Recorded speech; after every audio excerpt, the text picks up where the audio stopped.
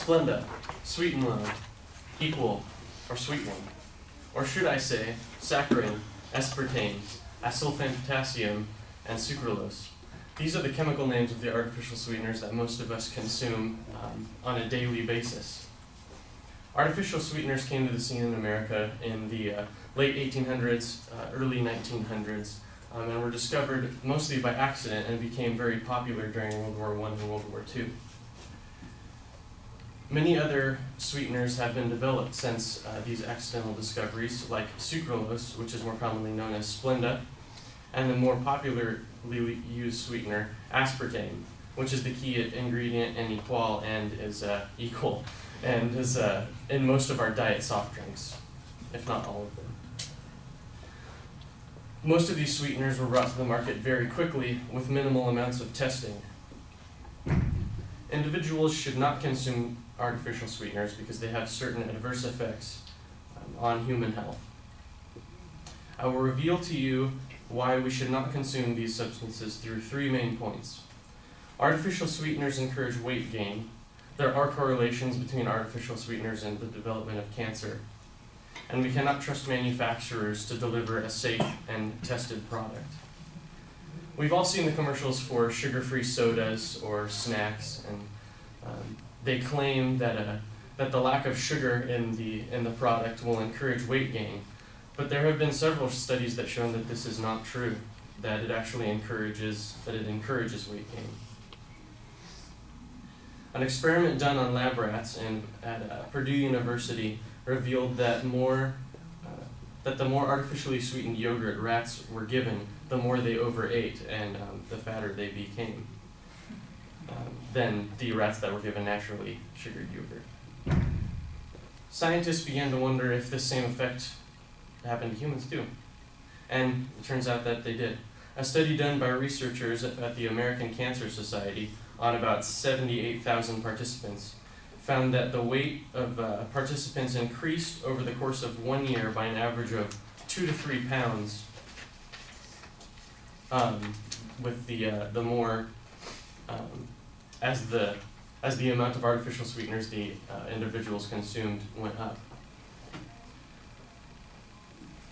And the reason why this happened is the following.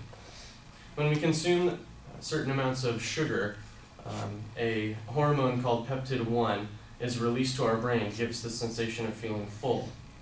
Now, when we consume artificial sweeteners, we are tricking our body into thinking that the food we are eating contains less sugar, but it still contains most of the fat that food with sugar has. So we are tricking the body into thinking we are consuming less calories. Therefore, we overeat. Many of you have taken psychology classes and whatnot, and I'm sure you've discussed Pavlov's dogs, which were trained to salivate at the ringing of a bell because they anticipated food.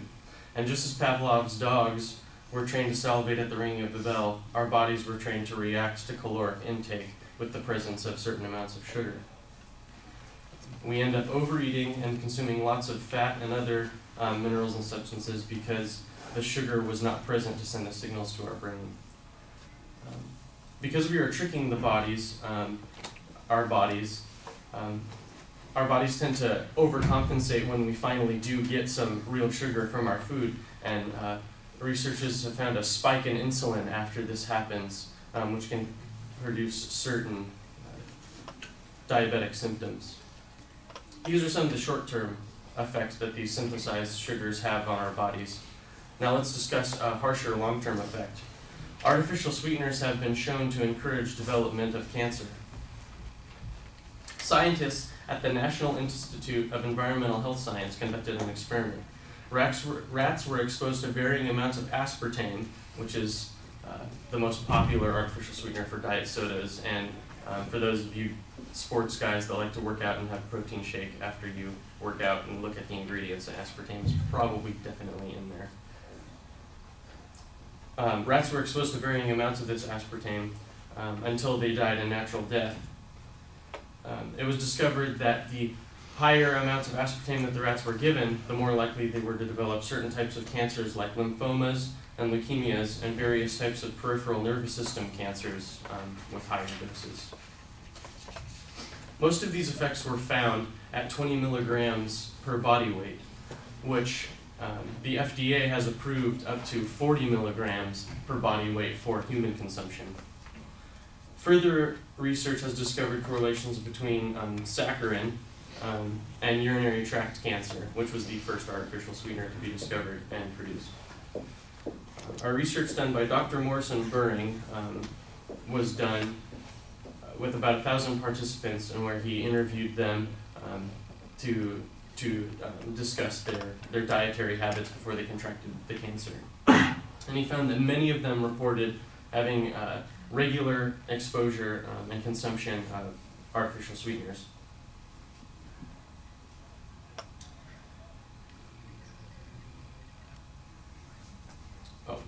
This sparked a lot of scientists' curiosity, and it has been found in multiple studies done that saccharin is related to urinary tract cancer, according to Time magazine. These are the health effects that researchers have found so far. Another reason why we should not consume these artificial sweeteners is because we can't trust the companies to produce a healthy and beneficial product. Manufacturers in the past have not shown a history of putting forth a good, safe product for consumers to use. Saccharin was discovered by accident by a man named Konstantin Fahlberg as he was working on coal tar compounds in a lab at Johns Hopkins University in 1879. Some of the byproduct of his experiment got on his hand, and he said, "Hey, I should give this a taste." I don't think most scientists would recommend doing that, but he did, and thus saccharin was born. This substance was refined and put into production by the 1900s. There was an attempt to boycott it once a study did come out that related it to urinary tract cancer, but it was short-lived when World War II and World War I and World War II hit. And there was a need to ration sugar, so it was replaced as a substitute. Another reason why we can't trust these companies is because most of these artificial sweeteners companies do most of the tests themselves. They're not by most of them are not by outside FDA establishments. And also, a lot of these tests are done mostly on rodents and oftentimes reflect little the effects that they will have on a human person. Splenda has only undergone between 150 and 200 rodent subject tests, which the FDA claims on their website is plenty, but when you're dealing with that mass amount of people with the cancer accusations that it's gotten, I think that there needs to be many, many more than that. And the FDA has still approved this. Artificial sweeteners are cheaper than real sugar, so because they don't have to be imported from other countries like Cuba. So food companies are going to buy them and put them in their food as opposed to sugar. And this reflects how food manufacturers are more concerned with their pocketbook than they are with our safety, so we cannot trust them.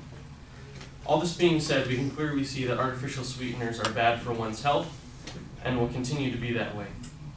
Since their first arrival, artificial sweeteners have been suspicious at best, deriving from accidental byproducts of coal tar chemical reactions. These, quote, harmless sweeteners do far more harm than good. They encourage weight gain and can lead to several types of cancer with extended periods of use. We also know that we cannot trust artificial sweetener manufacturers because they are just out to fill their pocketbooks and not keep the public safe. These seemingly harmless sweeteners do have negative side effects on the human body and should be avoided at all costs. Thank you.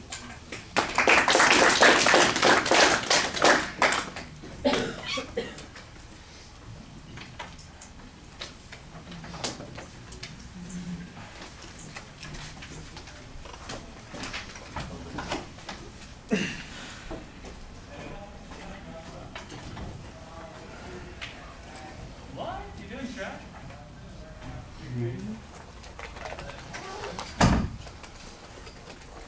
Crystal, what did you think?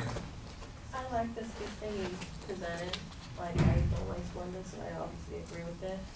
But, and I like the sources that he used to support his topic. And the thing is that he read too much from his paper, so like he wouldn't look at the audience as much, and he just too much, and you kind of pause a lot. But he did a good job.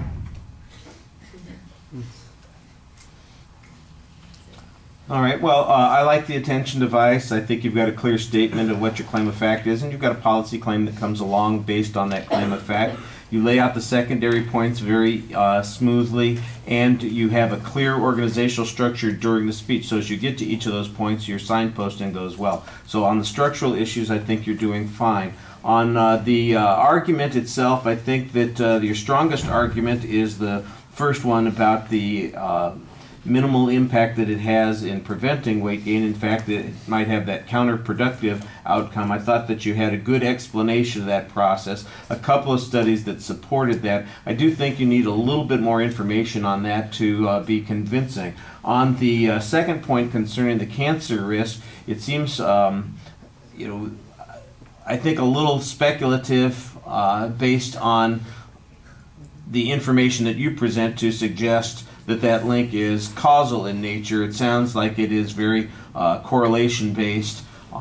You say that the number of studies have concluded this. In fact, the best information that you have sounds like it's a paraphrase from the Time magazine that says, you know, that there's definitely a link on these sorts of things. And you know, that sounds like I said, I think that's the best piece of information you have on that.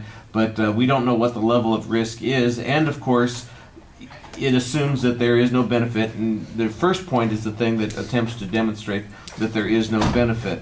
On the third point, I think there's a lot of hyperbole there. I don't give a damn that the guy licked his fingers when he discovered this. I mean, I don't know why that matters. It's, you know, except that you're trying to set up this negative image. Oh, they're doing this chemical research and they found this sweetener by accident while they were doing something that was completely unrelated to food products. It's interesting background information, but I don't think that it shows anything that's particularly malevolent. I think the biggest question from somebody, you know, from the point of view of somebody who's going to, you know, have a reservation about this is we've had more than 100 years of experience with saccharin at least, and about 30 plus years of experience with aspartame, and we ought to be seeing this data at a human level. It seems a little inconsistent to me that at one point you were bitching and moaning on the third point about all this research is based on rodent stuff, and I'm going back to the second point and going, isn't that where we started with your arguments? You know, that rats are eating too much yogurt and they're getting fat, and that rats might have more cancer. And I'm going, well, wait a second. You know, if you're going to squawk about this on one side, it's awfully hard to turn it around and say it works the other direction too. So I thought that you did a good job developing the structure of the speech. I think you have good information there. I'm not sure how convincing it all is, and there's an inconsistency on the point. Delivery issues you got to work on. The size of that piece of paper waving around is always distracting. I've mentioned that to just about everybody who has done the exact opposite of what I told them to do on this. Makes me a little frustrated at this point. You know, I get a little frustrated at this point that I've been so routinely ignored on that issue. So you just happen to be the last one in the queue that gets kicked on the butt on that. All right, sorry about that.